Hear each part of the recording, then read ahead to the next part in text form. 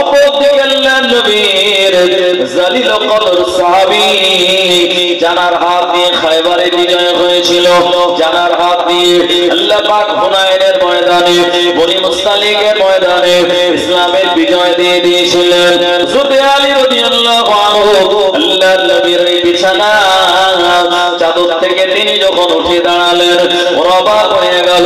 ওরা হেরে গিয়ে সঙ্গে সঙ্গে আলীকে ধরে বলল, এ আলী, তোমার নবী মুহাম্মদ ইবনে আব্দুল্লাহ কোন জায়গায়? একবার তাড়াতাড়ি ইনফরমেশনটা দিয়ে দাও। হযরত আলী বলল, না না না, আমার নবীর ব্যাপারে আমি কোনো কথা তোমাদের বলবো না।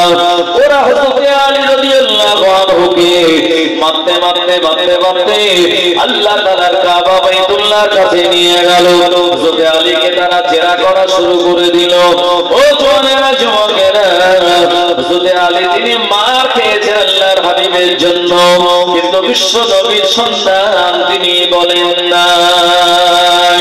ও জওয়ানেরা, হযরত আলী বলেছিল, এ মক্কার বেঈমানেরা, আমাকে তোরা মেরে মেরে যদি মেরেও ফেলিস, আমি আলী আমার নবীর সন্তান আমি তোদের দেব না। সুবহানাল্লাহ। ওরা ওখানে না পেয়ে চলে গেল সিদ্দিক আকবর আবু বকর সিদ্দিকের বাড়িতে। দরওয়াজায় আবু জাহেল আঘাত করলো। আবু বকর সিদ্দিকের মেয়ে আম্মা জান আসমা রাদিয়াল্লাহু আনহা দরওয়াজা খুলে দিয়েছে। আবু জাহেল জিজ্ঞাসা করলো, এ আসমা, মুহাম্মদ ইবনে আব্দুল্লাহ কোন জায়গায়? তোমার আব্বা আবু বকর কোন জায়গায়? হযরত আসমা রাদিয়াল্লাহু আনহা বলেছিলেন, আমার আব্বা জান আবু বকর এবং বিশ্ব নবী কোন জায়গায় আমার এই ব্যাপারে জানা রয়েছে, তবে আমি মিথ্যা বলবো না। আল্লাহর নবীর নিরাপত্তা বজায় রাখার জন্য আমি সত্য ইনফরমেশন তোমাদেরকে দেব না। এই কথা যেই বলল, আবু জাহেল রেগে গিয়ে হযরত আসমা রাদিয়াল্লাহু আনহা তার কানে এত জোরে চড় মেরেছিল বাবা, ওই চড়ের আঘাতে তার কানের দুলটা ছিঁড়ে মাটিতে পড়ে গেল। আসমা রাদিয়াল্লাহু আনহা উনিও জমিনে পড়ে গেলেন। এ সময় আবু জাহেল দৌড়াতে দৌড়াতে আল্লাহর নবীকে পাওয়ার জন্য গারে সুর পর্যন্ত পৌঁছে গেল। আল্লাহর নবী যখন এই গারে সুরের ভিতরে প্রবেশ করেছেন, আমার আল্লাহ কোরআনুল মাজিদে যে প্রাণীর নামে একটা সূরা দিয়েছেন, এই প্রাণীটাকে আমরা ইংরেজিতে স্পাইডার বলি, বাংলায় যাকে মাকড়সা বলা হয়, আর আরবিতে নাম হলো আনকাবুত। একটা স্পাইডার আনকাবুতকে আমার আল্লাহ নির্দেশ দিলেন, যাও যাও। আল্লাহর নবী যেখান দিয়ে প্রবেশ করেছে ওই জায়গাতে একটা নেট বুনে দাও। স্পাইডার এসে নেট বুনে দিল, আর কবুতর এসে ডিম পেড়ে দিয়েছে। এই পাহাড়ি স্পাইডারের নেটে ডিম আটকে রইল এমন ভাবে আবু জাহেলের দলের লোকেরা ও জায়গাতে যাওয়ার পরে ওরা গুহার ভিতরের দিকে চাইল না, ওরা তাকালো না। এমন অবস্থায় আবু বকর সিদ্দিক রাদিয়াল্লাহু আনহু বলছিলেন, ইয়া রাসূলুল্লাহ, হাবিবাল্লাহ, আবু জাহেল চলে এসেছে তার দলবল নিয়ে। ওরা পাহাড়ের উপরে যে কথা বলে, ওদের কথার আওয়াজ আমাদের কানে আসতেছে। একবার যদি নিচের দিকে তাকায় আমাদেরকে ধরে ফেলবে। আল্লাহর নবী বলেছিলেন, ও আবু বকর, লা তাহজান, ইন্নাল্লাহা মা'ানা। আবু বকর, চিন্তা করো না, আমাদের সঙ্গে আমার আল্লাহ রয়েছে। সুবহানাল্লাহ। ও মুরব্বিয়ান বাবা জীবনেরা, নবী আমার গারে সুরে 3 দিন অবস্থান করেছিলেন। 3 দিন পর আবু বকর সিদ্দিক কে বললেন, বাবা কোন বাহনে চড়ে আমরা মদিনাতে যাব? হযরত আবু বকর বলেন, হুজুর, আমার বাড়ি 2টি উট রয়েছে, ওই উটগুলিকে আপনি বাহন বানিয়ে মদিনার জমিনে যাবেন। আল্লাহর নবী বললেন, আবু বকর যাও যাও উটগুলো নিয়ে আসো। আবু বকর সিদ্দিক খবর দিলেন, আবু বকরের গোলাম যার নাম হলো আমর বিন ফুহায়রা, সে উট দুটি নিয়ে চলে আসলো।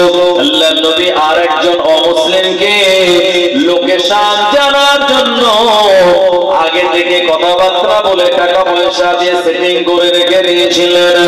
এই লোকটার নাম হলো আব্দুল্লাহ বিন আরিকত লাইসি। মানে মদিনাতে এমন রাস্তা দিয়ে যাব যাতে এই রাস্তাটা একটু ঘুর হয়। ভাই আপনি যদি মনে করেন এখান থেকে আপনি কোথায় যাবেন খোলাপোতা, তাহলে আপনি টাকি রোডে উঠে সঙ্গে সঙ্গে ডান হাতে নেবেন তো সোজা খোলাপোতা। আর যদি মনে করেন যে না আমি এখান থেকে ত্রিমোহিনী হয়ে বসিরহাট চৌমাথা ঘুরে একদম সেই মালন আপনার ভেবিয়া হয়ে শ্মশান দিয়ে ঢুকে ওই যে আপনার কি ঝুরুলি, তারপরে আপনার জলসেরিয়া রাজাপুরের উপর দিয়ে খোলাপোতা যাব, তাও যাওয়া যাবে। কথা ঠিক কিনা? সুতরাং আল্লাহর হাবিব বললেন মদিনাতে আমি একটু ঘুর রাস্তায় যাব যাতে আবু জেহেলের দলের লোকেরা এরা বুঝতে না পারে, ওরা যেন কল্পনাও করতে না পারে যে আমি আসলে কোন রাস্তা দিয়ে গিয়েছি। এখন রাস্তা যে চেনাবে তার নাম হলো আব্দুল্লাহ বিন আরিকত লাইসি। এই লোকটা কিন্তু মুসলমান ছিল না, আর সঙ্গে ছিল আমর বিন ফুহাইরা আবু বকর সিদ্দিকের গোলাম। দুটো উট আনা হলো হিজরতের রাতের দিন। আল্লাহর হাবিব সাল্লাল্লাহু আলাইহি ওয়াসাল্লাম সফর মাসের 27 তারিখে তিনি হিজরতের জন্য বেরিয়ে পড়লেন। একটা উটের উপরে আবু বকর সিদ্দিক পিছনে, আল্লাহর নবীর সামনে, আর একটা উটের উপরে আমর বিন ফুহাইরা আব্দুল্লাহ বিন আরিকত লাইসি। এই চারজন ব্যক্তি মক্কা থেকে মদিনাতুল মুনাওয়ারায় যাওয়ার জন্য সফর মাসের 27 তারিখে তারা এই রাতের অন্ধকারে রওনা হয়ে গেলেন। আবু জেহেলের দলের লোকেরা মক্কা আশপাশে চারিদিকে খুঁজতে লেগেছে যে মুহাম্মদ ইবনে আব্দুল্লাহ গেল কোথায়, খুঁজে তো পাওয়া যাচ্ছে না। জওয়ানেরা যুবকেরা ও মুসলমানেরা, নবী আমার মদিনার রাস্তায় রওনা হয়ে গিয়েছেন। অনেকটা রাস্তা যাওয়ার পর দুপুরের সময় যখন হয়ে গেল, নবী আমার জোহরের নামাজ আদায় করলেন। ও নবীর উম্মতেরা, আল্লাহর হাবিবের বড় ক্ষুধা লাগলো। আবু বকর সিদ্দিককে বললেন, বাবা আবু বকর, আমাদের কাছে খাদ্য কিছু আছে নাকি? না ইয়া রাসূলুল্লাহ, কোনো খাদ্য তো আমাদের কাছে নাই।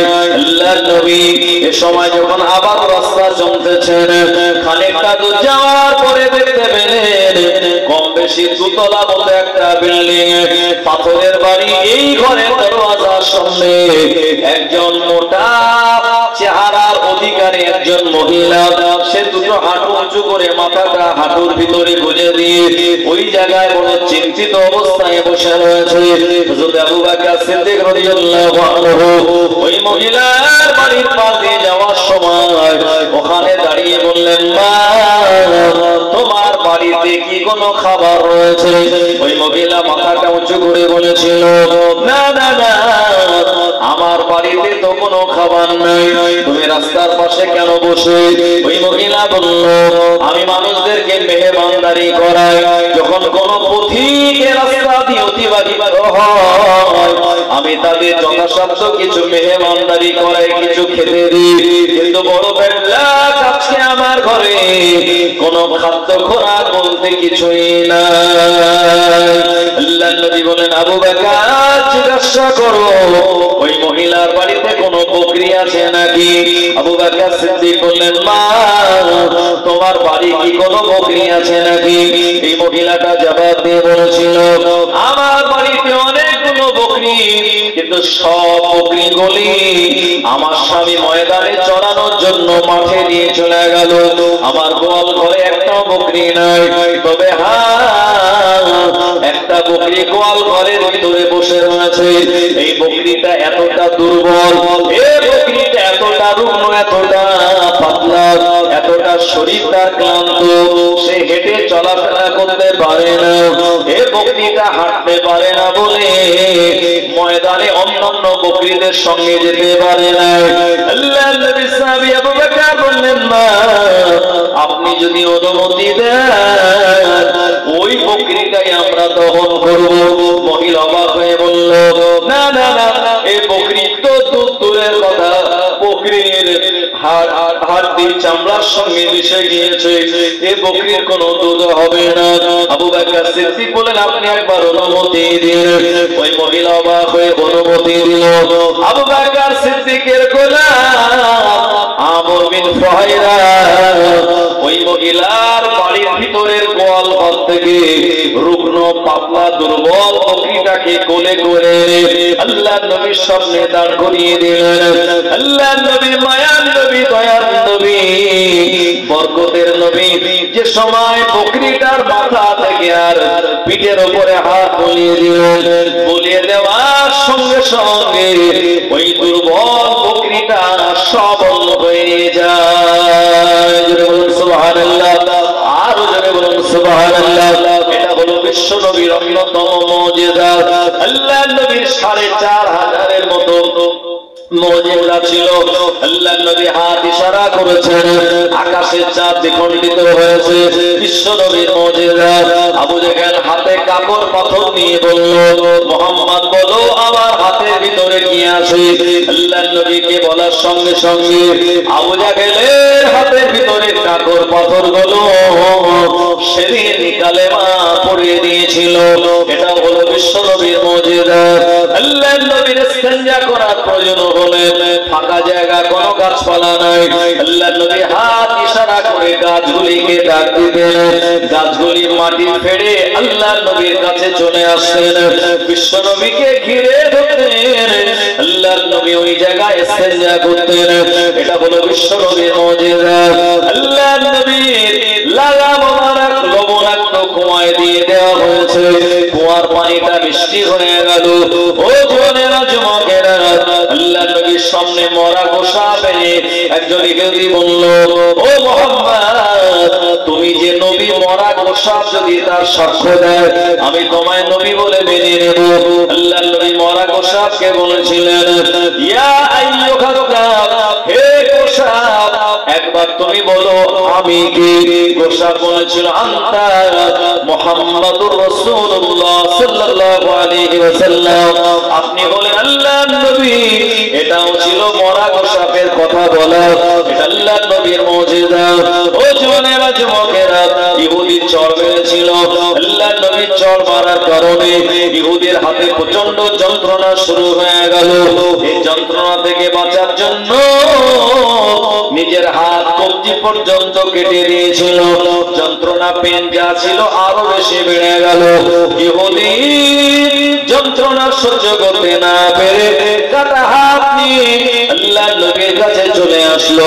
মায়ার নবী দয়ার নবীর কাছে অন্যায় স্বীকার করে বলেছিল, ও মুহাম্মদ ইবনে আব্দুল্লাহ, আপনি যেদিন আমার বাড়ির কুয়া থেকে বালতি রশি দিয়ে পানি তুলতেছিলেন, সেদিন রশিটা কেটে বালতিটা কুয়ায় পড়ে গেল, আর আমি সেদিন দেখে গিয়ে আপনার গালে চড় মারার সঙ্গে সঙ্গে আমার হাতে এত যন্ত্রণা শুরু হয়েছে, আমার মনে হয় আমি আর বাঁচবো না, ঘুমাতে পারি না, দাঁড়াতে পারি না, বসতে পারি না, খেতে পারি না। এমন অবস্থায় আমি আমার নিজের হাত কবজি পর্যন্ত কেটে দিয়েছি। যন্ত্রণা তো কমেনি, যন্ত্রণা আরো অনেক বেশি বেড়ে গেল। আল্লাহ নবী কাটা হাত নিয়ে ইহুদির হাতের সঙ্গে লাগিয়ে যখন হাত বুলিয়ে দিলেন, আমার আল্লাহ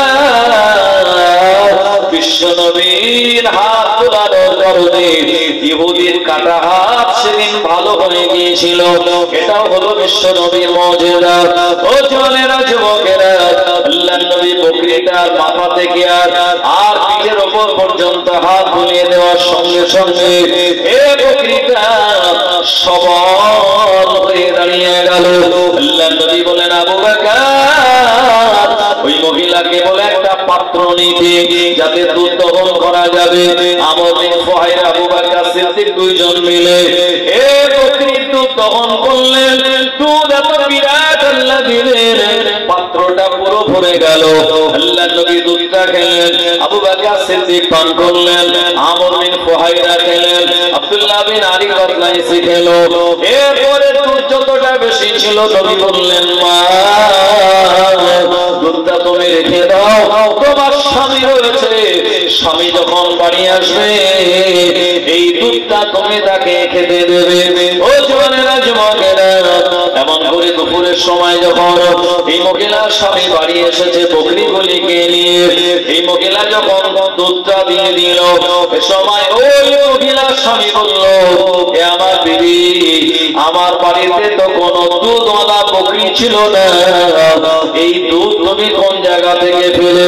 মহিলা যখন ঘটনাটা পুরো খুলে বলল, আমার বাড়ির সামনে 4 জন মানুষ এসেছিল, তার ভিতর থেকে একজন মানুষের চেহারা চাঁদের থেকেও আরো বেশি উজ্জ্বল, জানার চুল রয়েছে কানের লতি পর্যন্ত, জানার ভুরুটা জোড়া, জানার কপালটা চওড়া, যখন কথা বলতেছিল আর তার ঠোঁটের মাঝখান দিয়ে যখন দাঁতগুলি দেখা যাচ্ছিল, মুখটা টানা নেই, চকচক করতেছিল, তার চেহারা দিয়ে যে ঘামগুলি বার হচ্ছিল মতির দানার মতো দেখতে লাগছিল। এই ব্যক্তিটা আমাদের দুর্বল বকরির পিঠে হাত বলিয়ে দিল, দুর্বল বকরি সবল হয়ে দাঁড়িয়ে গেল। এরা দুধ দহন করে সবাই খেলো, আমাকেও দিল, আমি নিজেও খেয়েছি, আমার স্বামী, তাই আমি আপনাকে দিয়ে দিলাম। এই মহিলার স্বামী কথাটা শুনে বুঝতে পেরেছে আমার বাড়িতে যে ব্যক্তি আগমন করেছিল এই ব্যক্তিটা আর অন্য কেউ নয়, ইনি তো হলেন মুহাম্মদ ইবনে আব্দুল্লাহ, জানাকে খোঁজার জন্য আবু জেহেল চারিদিকের লোকজন পাঠিয়ে দিয়েছে। ওই মুহাম্মদকে খুঁজে দিতে পারলে 100 লাল উট দেওয়া হবে, ওই মুহাম্মদ ইবনে আব্দুল্লাহকে ধরে দিতে পারলে আবু জেহেল বিরাট পুরস্কারের ঘোষণা করে দিয়েছে।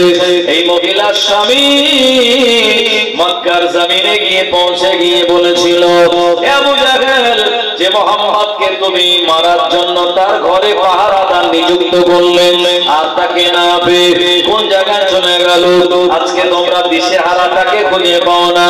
ওই মুহাম্মদ ইবনে আব্দুল্লাহ আজকে দুপুরের পর আমাদের বাড়িতে গিয়ে এই রকম মুজিজা দেখিয়ে দিয়েছে। ওই মুহাম্মদকে যদি ধরতে চাও আমার বাড়ির দিকে ওই রাস্তা দিয়ে লোক পাঠিয়ে দাও। আবু জেহেল খবর পাওয়ার পর তড়ি ঘড়ি দারুন নাদওয়াতে মিটিং ডাকলো। সে মিটিং এর এজেন্ডা হলো মুহাম্মদকে যে কোনো প্রকারে ধরে দেওয়া লাগবে, মৃত হোক বা জীবিত হোক, যে অবস্থায় যে ধরে দেবে 100 লাল উট দেওয়া হবে, আর মক্কার জমিনের সবথেকে সুন্দরী নারীর সঙ্গে বিয়ে দেওয়া হবে। ও যুবকেরা যুবকেরা, অ্যালাউন্স যখন করে দিল ওই জায়গাতে একজন যুবক দাঁড়িয়ে উঠলো। এই যুবক বলল, আবু জেহেল মুহাম্মদকে আমি ধরে দিতে পারবো। আবু জেহেল দেরি না করে ওই যুবকের পিঠে হাত চাপড়ে দিয়ে বলল, পিঠ চাপড়ে দিয়ে বলল, যুবক তাহলে আর দেরি করো না, তাড়াতাড়ি মুহাম্মদ ইবনে আব্দুল্লাহকে ধরে আনো। এই যে যুবক দাঁড়িয়ে উঠেছিল মক্কা জমিনে, এই যুবকের নাম হলো সুরাকা বিন মালিক বিন মুদলিসি। ও যুবকেরা, আবু জেহেল বলল, দেরি করো না, তাড়াতাড়ি মুহাম্মদকে ধরে আমার কাছে নিয়ে চলে আসো। দুরূদ শরীফ আল্লাহুম্মা সাল্লি আলা সাইয়্যিদিনা ওয়া আলা আলি সাইয়্যিদিনা।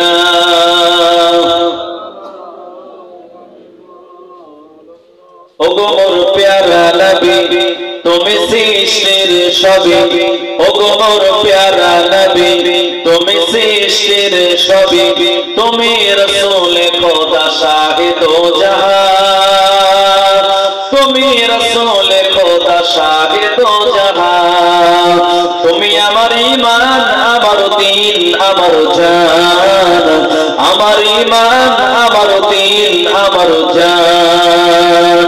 ওগো মোর প্যারা নবী তুমি সৃষ্টির সবই, তুমি রাসূল খোদা শাহিদ ও জাহান, তুমি রাসূল খোদা শাহিদ ও জাহান, তুমি আমার ঈমান আমার দ্বীন আমার জান, আমার ঈমান আমার দ্বীন আমার জান।